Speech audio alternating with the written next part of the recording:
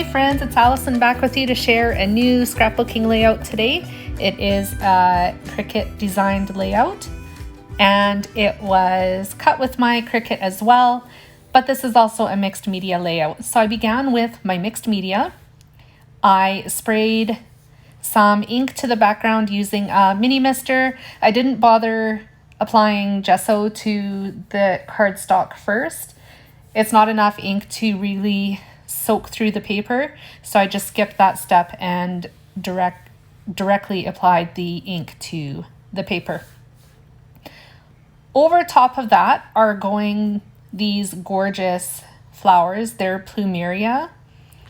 They are not native to Alberta, at least. I'm not sure where they grow, but I think they're gorgeous. I love the cut file.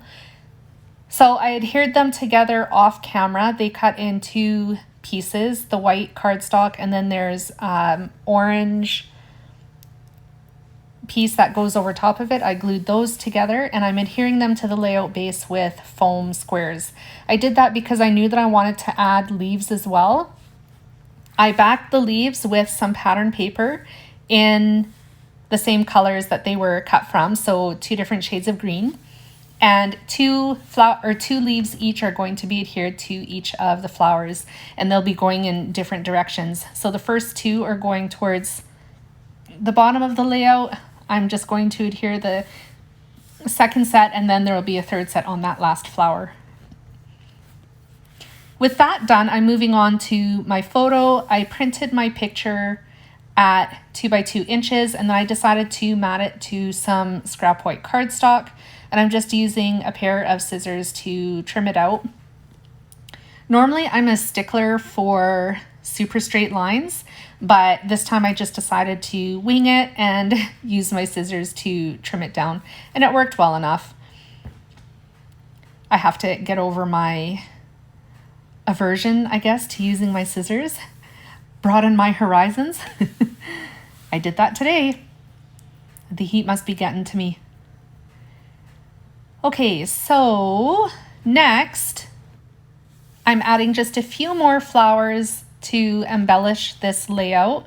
I cut them from pink cardstock, a mixture of pink cardstock and pink pattern paper as well. I glued them together, and these little flowers are going to go over top of the larger flowers, and they're actually lemons. So the flower and lemon combo, and then these little flowers are going over top of that. I'm using a mixture of foam squares and maybe glue to, like liquid glue to adhere all of these. Oh, I'm still working on adhering my picture. That's what I'm doing. I used a little bit of craft foam that I had lying around on my little plate to pop up the picture, just so it's basically the same height as the flowers beneath it. And with that done, I can get the next flower put onto the layout, and then I'm going to adhere the last flower. When that is done, I'm going to add my title.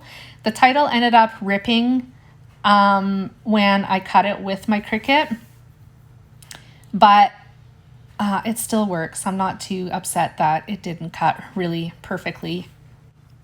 Just rolling with the punches. So I adhered the two last letters of the title. The main part of the title is happiness.